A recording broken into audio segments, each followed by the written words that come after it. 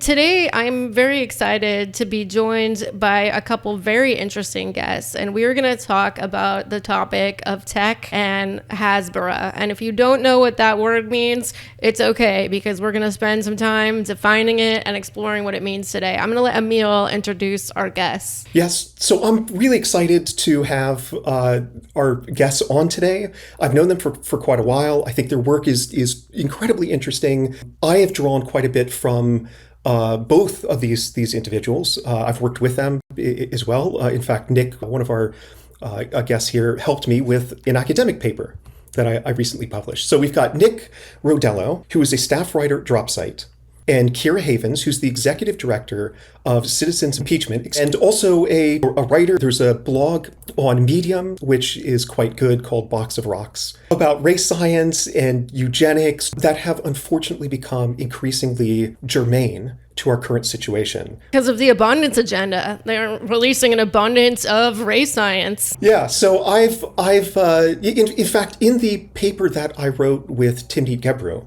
on the test group bundle of ideology, something we've talked a lot about in previous episodes, we quote Keira at one point, who's complaining about racist notions of intelligence that are ending up in papers being published by individuals in AI. The people building the new intelligences, this is how they think about it, pulling from racists and people that develop religions around eugenics. It's wild. But more recently, you've been working on the intersection of tech and what is going on with Gaza right now. And in fact, Nick just co-authored an article published in Dropsite on the acquisition of Wiz company for $32 billion by Google. And the article is very interesting. It's quite alarming. Nick, could you give us an overview of what you're arguing there? Yeah, I mean, a lot of other outlets covered this acquisition. Google had for a long time contracted services from Wiz, if I remember correctly, but kind of our angle on it was the level to which Israeli intelligence is involved in Wiz. It was founded by a former member of Unit 8200. And what is Wiz? I just searched it it's a really boring company. Wiz is an Israeli-American cloud security company. Cloud security. Oh, yeah, wow. Cloud security. Yeah, that sounds like one of those things that I know is real, but it sounds made up because it's so boring. Yeah. Yeah, so Google had been working with them for a long time. They decided to acquire them, and they were founded by a member of Israeli military intelligence Unit 8200, which is most analogous to probably the National Security Agency in the United States. They handle kind of all the really intense signals intelligence, monitoring, espionage, especially based around tech, the internet, anything like that. And they've been at the center of not just the ongoing genocide in Gaza, but also in the propaganda war that is being fought all around the world. And, how to interpret what's going on in Gaza. The propaganda, we all see it on social media. Like different sites, I think, have different formats. Obviously, Instagram is a bunch of videos and influencers and stuff. But then even just the propaganda that people will just post on Twitter, X or something, just making these outrageous claims. But I do notice that one thing that happens is you see like the same claim emerge around the same time or the sort of same talking point. Like there's like a period when the thing was, well, why aren't you talking about Sudan instead? Which obviously we could talk about like two horrible situations, of course. And there was the claim of Hamas is stealing aid. And I just wonder, like, how is everybody finding out to tweet about this stuff at the same time? And it seems like you two have sort of found the answer to that in some ways. Yeah. Yeah, at least an early iteration of what was going on post October 7th. Keira, do you want to get into kind of like Hasbara map and what we found there? And maybe define that term. Yeah, definitely. So Hasbara means explanation. And it means specifically how to explain to people not from Israel what Israel is doing. It has a very long history. There is a lot of discussion right after the Second Intifada, after an image of a father and his son cowering behind the wall becomes very public. And Mohammed al-Dula was the name of the child that died. There was a video clip. It was very clear that it was a child and a non-combatant, and it was very clear that they were in danger and that the Israeli forces did not stop or consider anything like that. And the lesson that was taken away from this massive outcry after the Second Intifada was not necessarily that perhaps we should change the way we enter these spaces, or we address non-combatants, or we should change the way we do our military work. It was, we just didn't explain it well enough. We didn't tell people why we had to do this well enough. If we just explained it a little bit better, they would get it and they would understand, and they wouldn't be as horrified by this imagery of this child cowering behind a wall with his father while people shot at him. This is not true for me. I will just say that right up front. I'm a veteran of the U.S. Armed Forces. There's not really like enough explanation you can do to justify war crimes. It's just not going to happen. But there is a big effort to really push back against the concept of war crimes, period. Within Gaza specifically, right now, one example that we can use is right now there's a horrific famine in Gaza. There are people dying of starvation. It is deliberate because the borders have been closed. There are trucks waiting on the outside to get in. Should Israel decide to open those borders, should somebody force that, there would be food. People could have access to those necessary resources, and the famine would perhaps not end, because Israel has kept Gaza on a calorie-restricted diet to the point of like counting up the number of people and providing known calories to meet just the bare minimum needs of those people. But there would at least be food somewhere. Right now, you can't even buy food. This is not the first time there has been a famine in Gaza during the last 2 years of this genocide. The last time was in May of last year when they prevented trucks, shipments of food and aid and resources from the UN coming through to the Strip. And at the same time then as well, there was a real push to say there is no famine in Gaza. It does not exist. It is not there, right? And there's the idea that if you can just explain that, there's not, the food isn't really necessary in the quantities that you think it is, and these people don't really need as much of it. And honestly, like, they're just kind of greedy, horrible people in their DNA, which is an actual legit argument that comes out, right? Arabs are going to hoard the food. That's like an actual line that they give. Or Hamas will steal it, right? When really the problem is their own refusal to mitigate a famine and provide humanitarian aid. That is at the core of Hasbara. To keep your attention elsewhere, to keep your attention on all the other things that kind of could be happening and probably aren't that great, rather than the actual people who have power and decision-making capacity to change things. Yeah. I've noticed with the Hasbara, it's like a lot of the times, especially since like mid 2024, it just doesn't hit how it used to. I think particularly because a lot of these talking points are being formulated by people who think so differently than the average American. Just to give you an example, I was watching Piers Morgan clips the other day just on Twitter, and then there was this woman, Daniela Weiss, a leader in the seller movement, and he was asking her how come she doesn't feel bad about the children who are dying, and she keeps explaining, well, it's because the children are taught in their schools to be anti-Semitic. Now, I don't believe that that's true, but even if it were, nobody in the US, for the most part, who's not like a right-wing freak, thinks that children having bad beliefs would be an acceptable reason to exterminate them. Like, that's just not a talking point that hits with us, There's a lot to say here.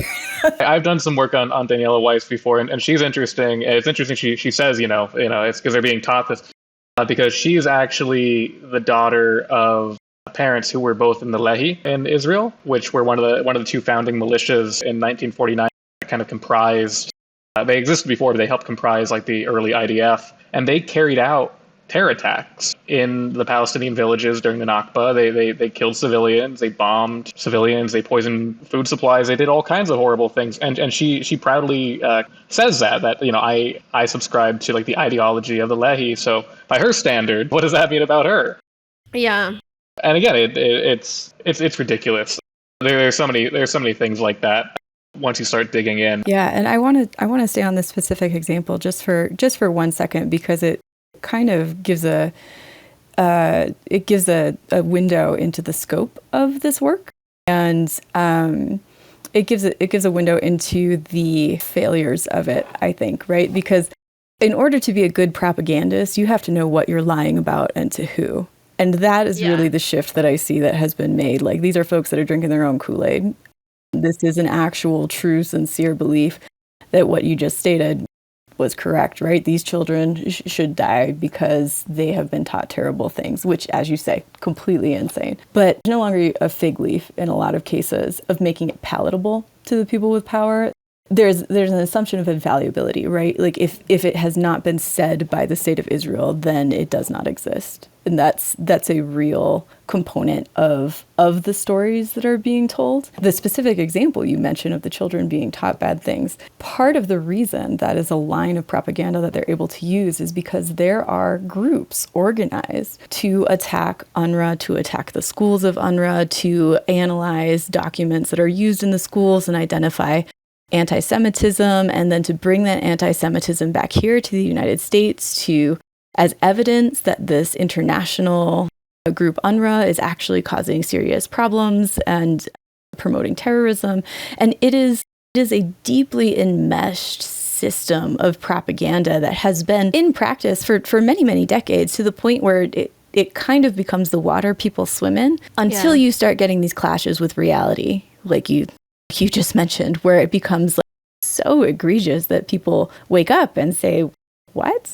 I think the newest poll says most Democrats or younger Democrats lean towards like a 12% approval of Israel or something along those lines. Like that, it's a severe drop. It's a small number. I don't know exactly what. I'll find an article and I'll link it in our show notes for like what the actual data is. But anyway, I did see that it is quite a low number. But I think your point is really salient, is that for propaganda, you have to know your audience. And especially as this genocide goes on and on, the audience that they think they have is not the audience that they have. For example, when it comes to this mass starvation campaign, even the kind of like, oh, but Hamas could steal the aid and sell it, and then that would be giving money to Hamas. Okay.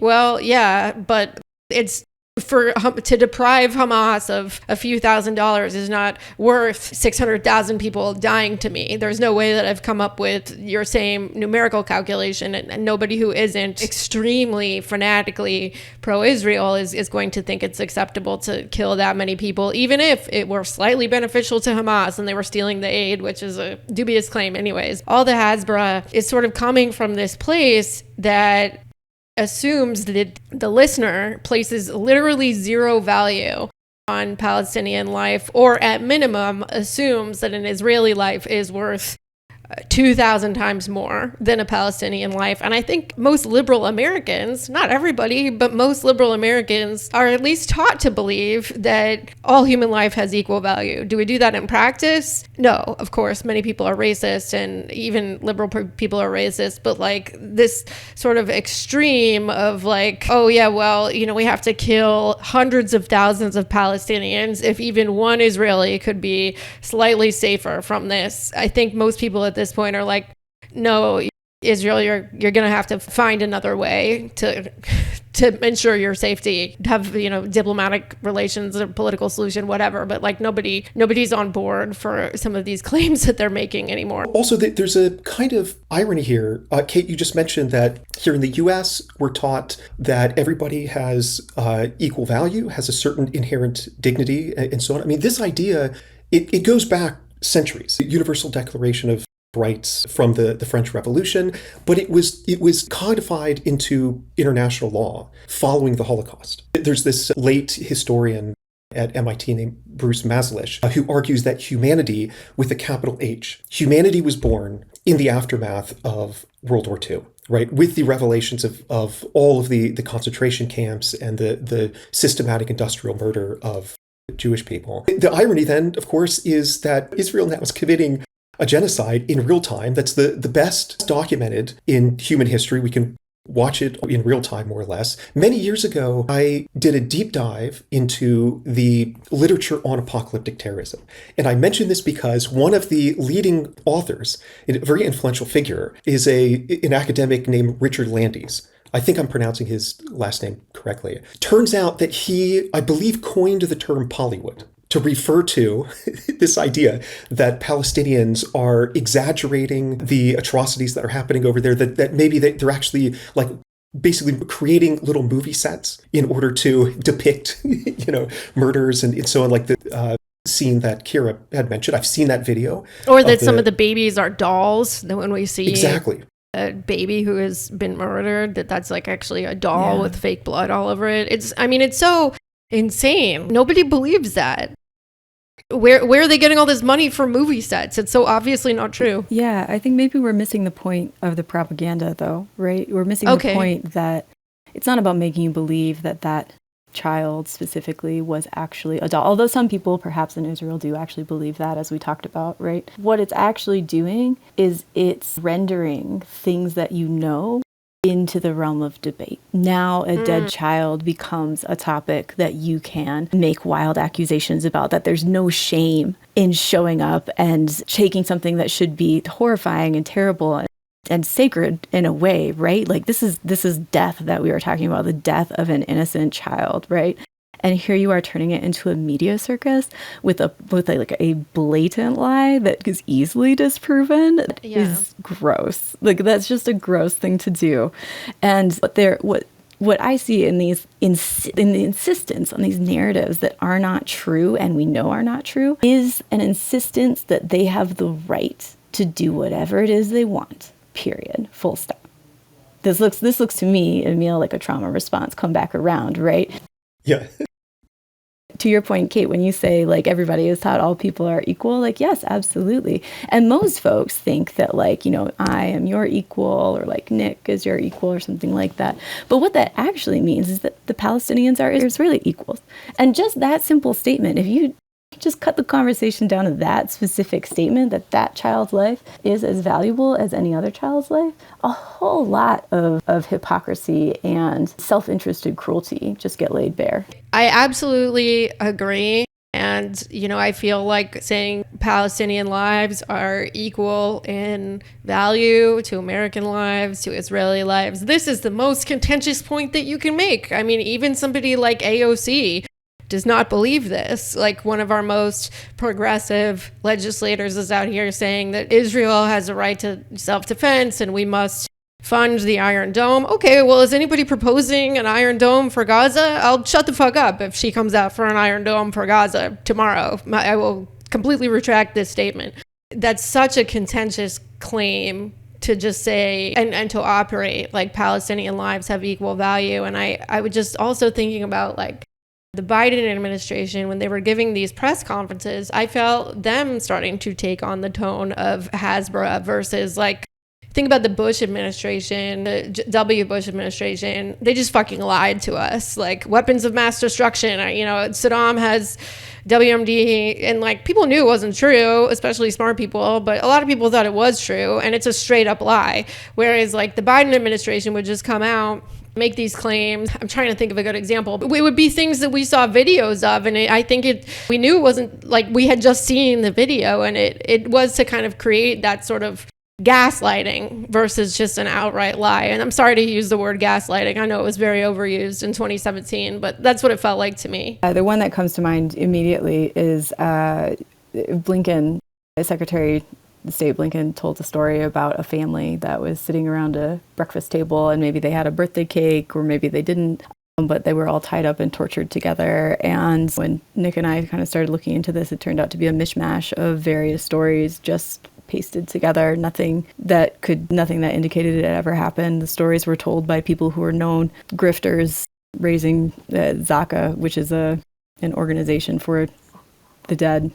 That's not a great way to put it, but they show up to take care of the dead, and they're religious people, and they lied all across October 7th. And this is just documented. Again, it's just a lie, and yet it just continues being repeated over and over again. Yeah, it's really a question. I mean, Nick, maybe you can talk a little bit about what it does just to see things are not true repeated as fact literally everywhere. I mean, well, it's traumatic. I mean, I don't know how else to put it. I think that is kind of the point. Just before I get into that, I want to also note, like, even when the Biden admin was not explicitly giving their own like Hasbara line on something, they would often just defer directly to the Israeli line on things, or say you should ask the Israelis. Especially, there's dozens of examples in the White House press briefing room or the State Department press briefing room where journalists would confront them with like a video of something that happened, and then Matt Miller, fucking Smirkula, as they call him, would just say, we'll ask our Israeli partners about that. And it's like, there's nothing to ask. We saw a video of it, IDF soldier.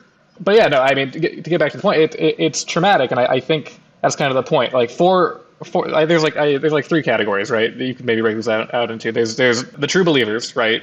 And for them, they believe the Hasbara. They're not the people that you need to convince. And there's the kind of the people in the middle who are, lower information, maybe don't pay attention to the news, maybe think it's a complicated, quote unquote, conflict, or something like that, right? They might see the video and it seems pretty clear to them what's happening, but then the Hasbara response kind of puts them back into the kind of like gray area of like, do I know what happened? Is maybe there more I'm not to smart this? enough for this. Maybe I need a PhD in Middle East history to really understand what's going on. And so you do not.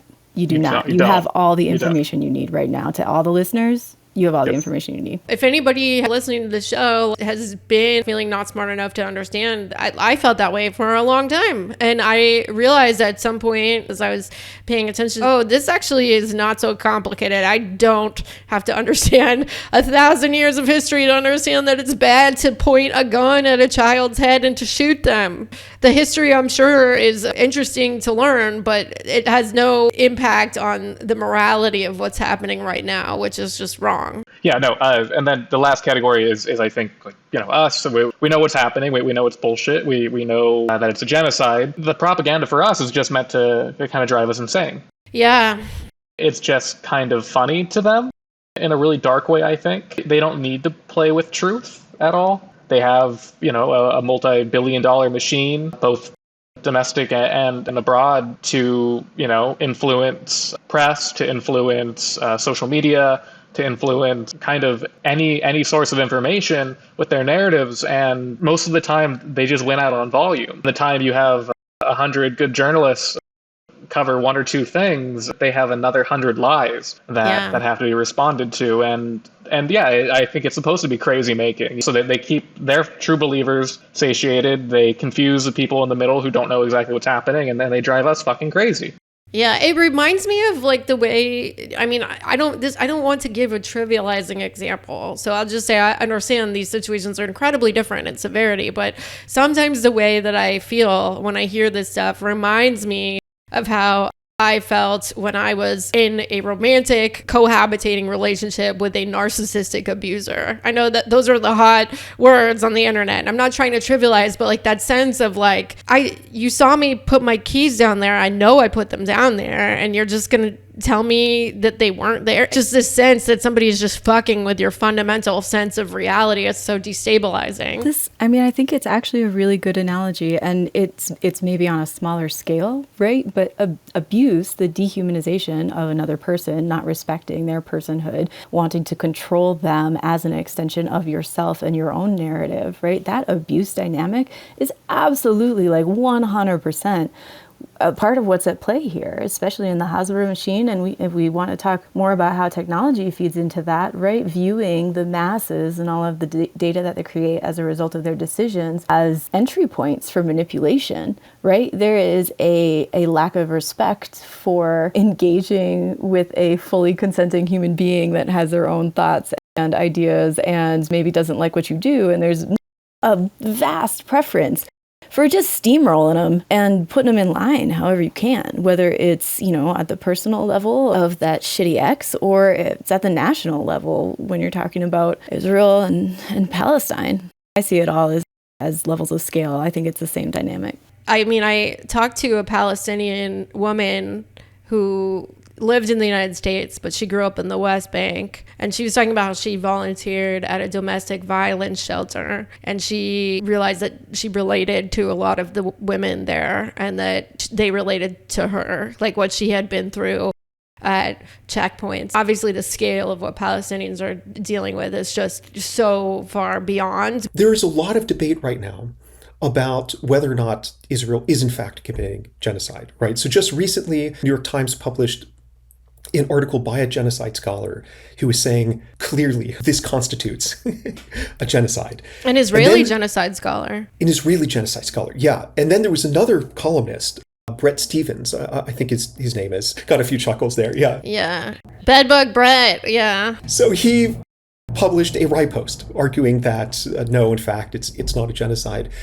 And so from my perspective, I would side with the overwhelming number of genocide scholars who are in concurrence that this is in fact a genocide. It meets the definition specified in the Genocide Convention that this guy, Raphael Lemkin, worked so hard to codify into international law. He was a Jewish Polish jurist. He coined the term genocide. But at the same time, the debate about genocide distracts from other facts, such as that Israel is unambiguously, incontrovertibly committing crimes against humanity. Right, as well as there are tons of war crimes. But crimes against humanity have been described by legal scholars as those that shock the conscience of humanity. Clearly, there's some humans out there who aren't shocked by what's happening in Gaza. But for the rest of us, yes, it's deeply shocking, like in the most profound way. And so I feel like that gets lost.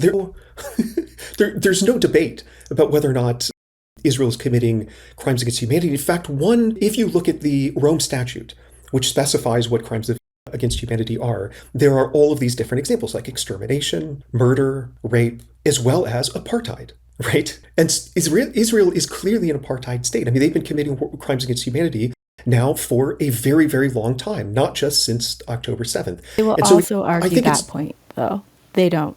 Apartheid is not a word that they want out in media, and they organize campaigns to make sure it doesn't get said. While there are obviously, like you said, crimes against humanity, bad things happening here, right? The fight over the language presumes that they have a valid perspective. And if we go back to the analogy of the narcissistic abusive cycle, we might be well served by understanding that rather than like a person that we are speaking to, we're talking with an agenda. And if you're not on board with the agenda, then you're a problem. And we gotta deal with you somehow. So I wonder if then it's useful for rhetorical purposes, to avoid terms like, how do I want to put this? Maybe one is walking into a kind of linguistic trap or rhetorical trap when using terms like apartheid. Because there are other instances of crimes against humanity. Can I object to that? Yeah, go ahead. Yeah. Okay, yeah. I am going to object to that specifically because I have the actual specific information about the word apartheid. In 2022, I believe, there was a human rights report from Human Rights Watch talking about apartheid. Israel has a press club, and that press club coordinated a last-minute conference with a member of the Israeli government and 30-plus Western journalists. And they sat those Western journalists down and said, hey, this report is coming out. It's not right. Here's our statement. This is a double standard. We're not allowed to defend ourselves. And the headlines next day, the next week, those headlines were all centered around the Israeli statement rather than, as you say, the very factual and obvious reality that this is an apartheid state, right? Like that report took like 4 years to put together. It was like 300 pages long, right? It's not and like, Human Rights Watch is among the most conservative human rights organizations. They were not first to that claim by any means. Yeah. But that's why it's important to stick with the language, right? Like that's why it's important to make sure that there is a shared, in my opinion, that's why it's important to make sure that there's a shared understanding. Because it matters on some level for them to be seen as good, upstanding citizens of the globe, right?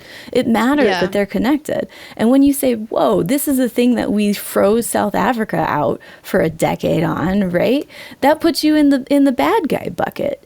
And just like any bully, right? They can't really handle being stood up to. And also, like we were talking about earlier, like their responses to it sometimes are so crazy, like with this accusation of genocide. Like, I mean, I'm only laughing because the stuff that they say in response is like, oh, it's not genocide. We're just killing them because they're all Hamas. Okay, well, that's genocide. We're not doing genocide. We just want them to all move. Okay, well, that's ethnic cleansing. If your best defense is, oh, don't worry, it's only ethnic cleansing. Yeah. You're not on your front foot there, True. Yeah, I think the mistake maybe is continuing to debate with them on it. Yeah, you're right. I think we need to keep using the language, but I think it's over. I think the line needs to be, there is no debate. Mm-hmm. There was a gray area for like maybe a couple weeks or a month, right? But now we have the ICJ preliminary opinion. We have multiple human rights organizations. We have Israeli genocide scholars. There's nothing else to debate. They want to keep the appearance of an active debate. Yeah. And they need to stop being engaged with. There's certain media figures who want to keep debating Israeli diplomats. I think that's a bad idea, right? Like, I think what Piers Morgan is doing, even though he has more or less come around to the idea that it's at least, crimes against humanity there, it creates the appearance of a legitimate debate that's going on. And there's not. You don't need to keep hearing the same tired bullshit from Israeli diplomats and Israeli spokespersons and et cetera, because that's what they want. They don't need to win. They need to muddle the ground. That is the goal, the confusion. And I just want to clarify, claims of anti-Semitism get thrown around a lot, right? And all of us have used the pronoun like they, right? They are doing this. I want to be really clear that it is agencies of the Israeli state that are developing these talking points. Yeah. And it is agencies of the Israeli state that are disseminating these talking points. That is who the they is here. People tasked with the nations of Israel, a communication platform, saying this is what we'll talk about today and this is how we're going to talk about it. And I will just add to your point, Nick, about this endless debate thing. A big part of this issue is just the absolute vacuum of leadership that exists today in terms of people in states. I mean, here in the U.S., of course, obviously, we have the Leahy laws, which are laws designed to prevent the shipment of weapons to groups that are carrying out gross violations of human rights. That is a thing that has existed, again, since the Vietnam War for decades for us, right? Or I'm sorry, since 1990. He was involved in the Vietnam War, but this is on the books. We've used it before. We know how to use it. It's a thing that we actually do. We could have just enforced it, and we just straight up decided not to because, I don't know, feckless cowards, whatever rationale you want to put in place. I was just going to say, I think for all the talk about Israel and what Israel does on the propaganda war and in the genocide and everything, we are the senior partner in this genocide. Oh, yeah. Absolutely. We are the most powerful nation in the world with the most powerful military with all the most advanced weapons, and we have given them free reign to do this. This could have been stopped at any point. It could be stopped now. Yeah, yep, absolutely. It could be stopped tomorrow. It could be stopped today. But it's not just active. It's not just kind of sitting there and turning a blind eye, like with the Leahy law in particular. Blinken overrode multiple sub-bureaus within the State Department who said they are violating the Leahy law, and he ignored all their reports and cherry-picked the one or two bureaus that agreed with him and used that as a basis for their ultimate ruling on that. So we are the senior partner in this genocide. This is Israeli action at its core, but we're allowing it, and we're active participants, and we could stop it at any point. And funding it and arming it. I want to bring this to the subject of this show, which is tech. And obviously, we're seeing a lot of this Hasbara online, but you two have discovered some greater connections to tech that took a lot of research. What does this all have to do with Silicon Valley? Then the things that we've already heard about, for example, Palantir and various U.S. tech companies that are actually providing some of the technology that is being used to perpetrate this genocide. Yeah, I'm happy to start off there.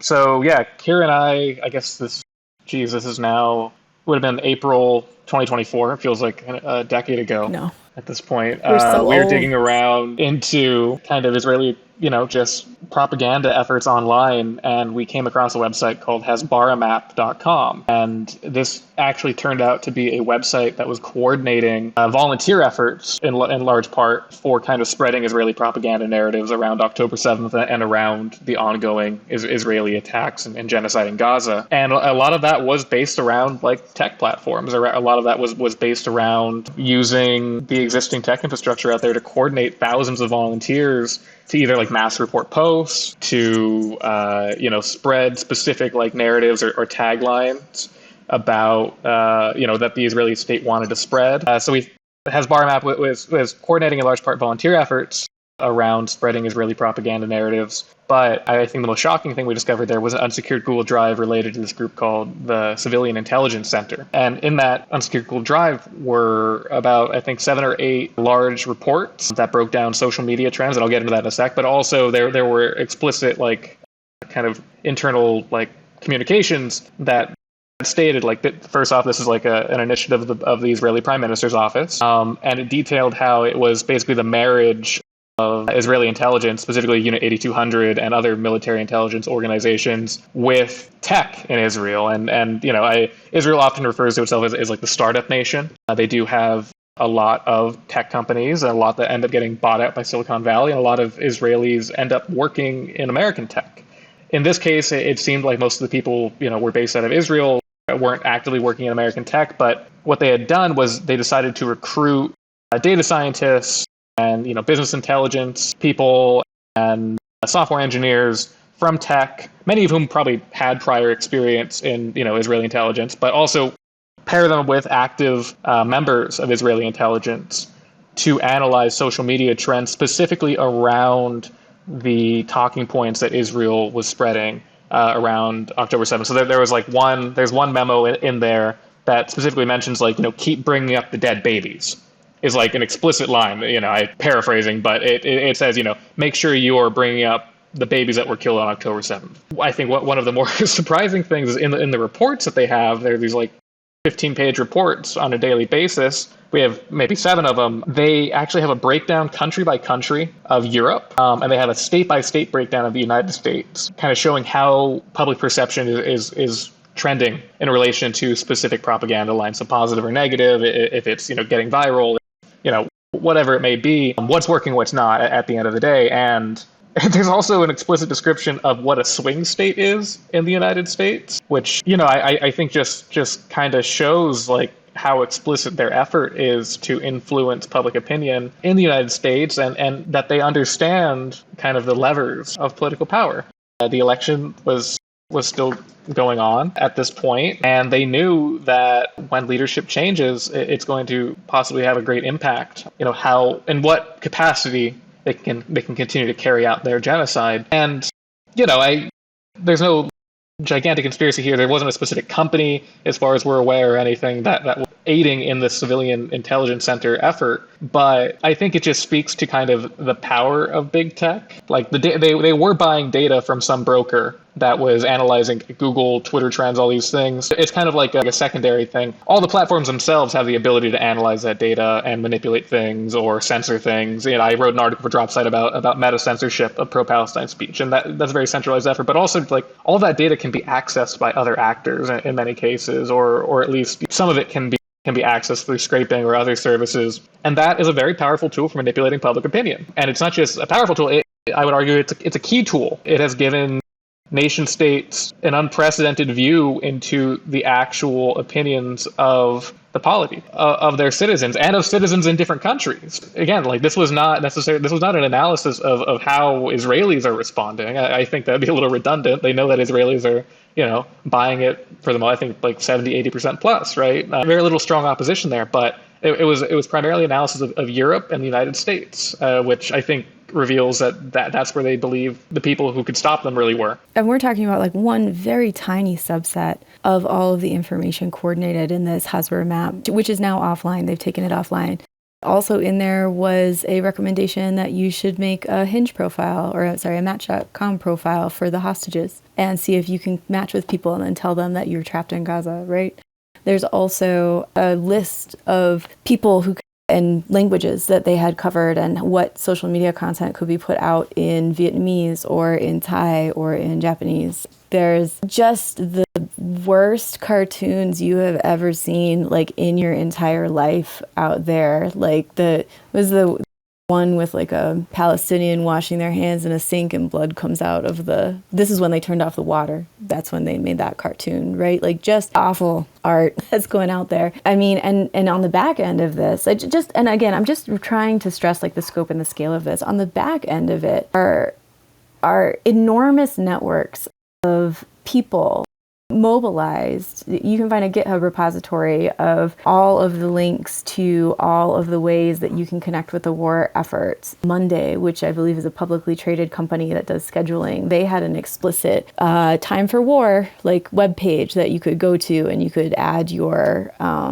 group to. I believe that page has also been taken down now for obvious reasons, right? And there were links to people at Microsoft would do one-on-ones with you if you needed to talk with them about something. There was an entire startup economy built around this. And it's incredibly difficult to sift through. Like, I say this as someone who has spent like a lot of time trying to piece together who is doing what and how they are all connected. And this is part of the obscurity, right? If you have a group that isn't formally incorporated, and then some of those people go to do something else in groups that are incorporated, and you're all working together, there's a lot of ambiguity, and it makes it a lot more difficult to really kind of pin down who is responsible for the propaganda that's coming out. But I just want to stress that this was a coordinated effort. You know, people had round-the-clock shifts to get it out there. And if you were someone, this is kind of the dying days of Twitter, but if you were someone who like had a banger about the genocide and called Elan Levy a liar or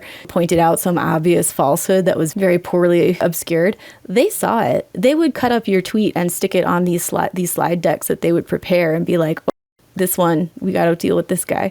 I mean, it was the monitoring of the public space, public discourse around Israel was so sensitive and so complete because they understood that was what gave them license to operate.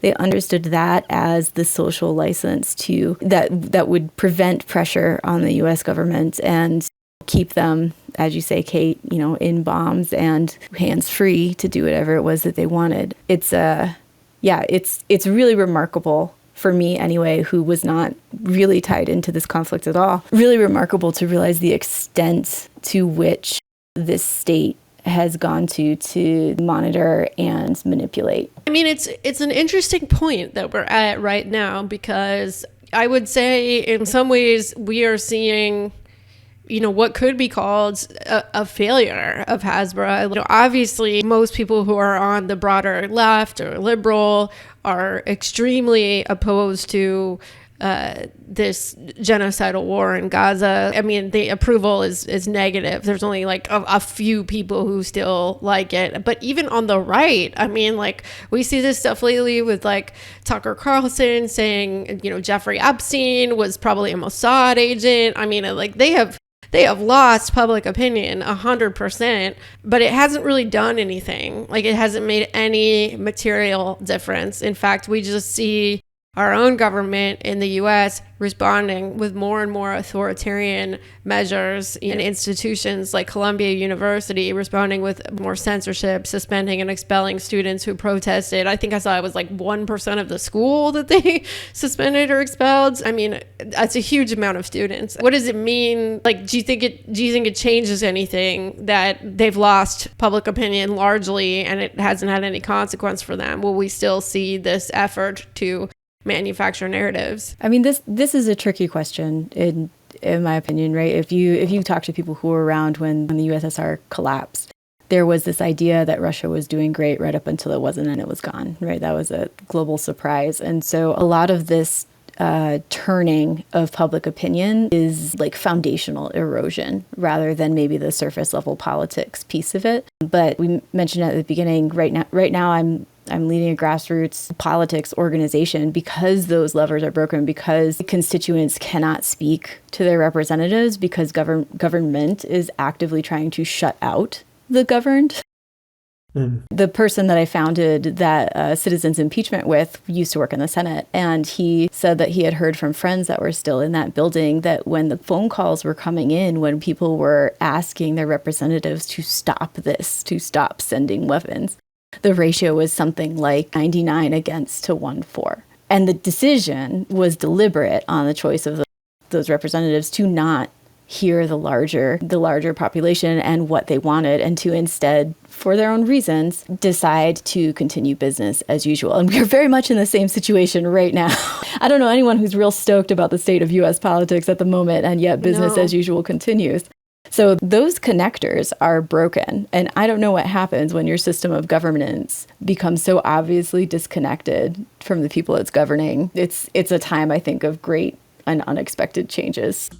I think the rhetoric of violence that we've seen over the past several months, including on the left. So there were a bunch of people who were cheering on the assassination of Brian Thompson, CEO of United Healthcare. Or at least thought it was very funny. Yeah. at minimum, really laughed hard at it. The journalist Taylor Lorenz had a really good video recently about all of the people who are posting on TikTok and other social media platforms saying, would someone do it? I'm not saying you should do it, but like, just that like hinting. You picked up by the FBI. I recommend you don't. Right. Yeah. So it does seem unwise, but everybody knows what they're talking about. And when you're in a democratic system and the democratic institutions are failing. I would also like to say, though, there's a lot of talk about violence, but we haven't even tried doing the shit the Constitution says yet. We have not actually gone ahead and impeached this asshole. We have not done those steps. Well, we did do it twice. We did previously. During his this is first true. time. But we haven't kicked Third everybody time's the out. charm. Third time's the charm, right? There's so much space. We are 18 months out from the midterms. If we just showed up to every single, the entire nation, because we're so easy to manage, right? We just showed up to every single election and just said, man, fuck you. None of this business as usual is working. You don't get to keep doing your job unless you commit to stopping authoritarianism. Yes or no? Would you like your job back, right? I mean, an interesting thing, that we've just experienced here in New York is Zoran Mamdani winning his primary challenge by a lot, with more turnout than I think any primary election in New York, at least in a long time. And, he's great. It's been very interesting.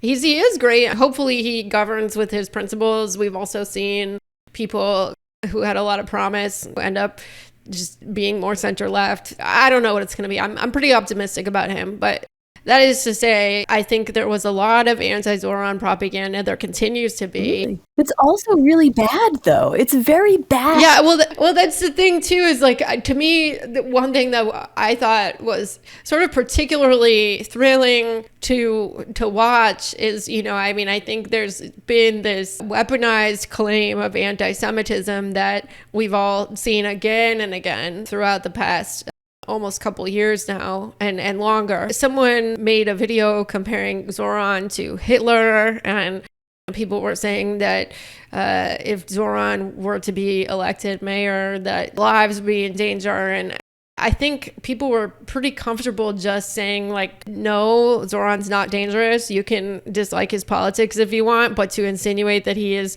close to Hitler or going to kill people, this is just you being a racist, Mm-hmm. And I think that was the son of Elie Wiesel also. Yeah. Who did that. Yeah, you're right, which is an important detail, because even when this figure who has the ability to speak with some moral authority, the fact that his claims of Zoran being Hitler are so far-fetched, nobody's listening anymore. One of the most important Hasbara tactics, which is claiming things are anti-Semitic, it's just not getting the mileage that it used to. Yeah. Especially because it gets more and more explicitly racist as time goes on, and now you just see people saying somebody just being Muslim is anti-Semitic. Well, okay, this is just racist. Sorry. You don't just get handed moral authority. First, you have to have morals, and then you have to take actions driven by those morals, and then maybe somebody will grant you authority. Knowing about somebody else's pain and trauma is not enough to grant you moral authority. You have to actually take actions based on your morals. It's in the eye of the beholder to some extent, right? Because I think a lot of people would have said Israel had moral authority. I mean, they literally call the IDF or the IOF, depending on what you call it, the most moral army in the world. And not everybody laughed aghast at that. But now I think that whatever moral authority has really been squandered by these images and videos that people have been seeing coming out of Gaza for the past couple of years. And not just the images, right? The actions themselves. That's the key thing. You can't just suppress the images. Yeah. Right. It's so fascinating just how stupid it is that these soldiers, these IDF soldiers, will post videos of themselves doing war crimes or just doing things that are generally disgusting, like putting on the underwear of a Palestinian woman's house that they raided. Israel has such a tightly controlled propaganda effort that you would think that they would just say, all right, if you are a soldier and you put stuff on the internet that embarrasses Gaza, it's like, you're going to get in trouble, but they don't. And it does seem to be sort of something where there is that sort of, it's not about, I think, as you said earlier, it's not about convincing people. It's about making people feel crazy. So that's why they can put out statements about how they're not doing anything wrong in Gaza and publish videos themselves of things that anyone with a conscience is going to be appalled by. And this is a whole other hour conversation I think we could have. And I don't know to what degree, after everything Keira and I have looked at, and Keira, feel free to disagree here, but I don't know to what degree that's intentional, that they let their soldiers post things like that, or if they have legitimately lost control. They have cultivated such a fanaticism within their own ranks and such an atmosphere of impunity where, first and foremost, obviously, like, posting your war crimes is bad, but doing the war crimes is worse, right? Like, of course, they're not stopping the war crimes. They're not stopping people from shooting civilians. In fact, they're encouraging it. So I wonder how much of it's downstream from that. Like, you start actively encouraging war crimes as a matter of policy. I wonder how much control you can really have on how those soldiers then view it, because they need to feel justified in what they're doing still through whatever twisted, warped ways they end up doing that. That's a different discussion, but I think they legitimately lost control of that part of the propaganda effort. It's a great point, right? But I'll just go back to two pieces of our conversation earlier, right? One, Nick, was just your assessment of what does the propaganda do, right? And then there are true believers, and in the case of Daniela Weiss, she truly believes that children should die because they learned the wrong thing, right? Like, and if you are in the Israeli military and you are a true believer of what's happening there, then you're going to do some atrocious shit because you feel like that is the environment that you're swimming in. When the horrific abuses at the infamous prison were brought to light, this is where the man was raped with a machine gun, and people were effectively tortured in a variety of ways. Things which I will say we are replicating now in our own attempts at, the concentration camps that we're building here in the United States. When that came out, there was an article in Haaretz where it was basically just a write-up of how the soldiers working at that prison thought to themselves. And if they did not want to continue working in those environments and doing those crimes against humanity, they were sent to a psychologist and then discharged because they were not fit for the army, right? Well, this has been a fascinating yet disturbing conversation, and I would love to know where listeners can find more of your work or read your writing or learn more about the topics that we discussed today. Yeah, you can find me at Nicholas Rodelo on Twitter, also on dropsitenews.com. We have a Substack. And Keira? Yeah, you can find my writing at Box of Rocks. It's on Medium. Just look for my name and the Box of Rocks. That's where I put all the people who are dumb as rocks. A little bit of writing about genocide in there as well, because that's the natural endpoint of biological determinism. Once you believe in a hierarchy and you believe some people are more human than others, then you end up with a genocide once those folks get power. We didn't even get into this today, but it's probably worth saying before we close out, just to put a pin in it for another day. Obviously, a lot of these tech barons that we discuss on the show believe in U.S. imperialism and genocide because they're making money off of it. But it also really ties in nicely with the pro-eugenics beliefs that these people have. They're all deeply scared of being human. Thank you so much for coming on the show, and we'll talk to you soon. Thanks so much, folks. It's a pleasure.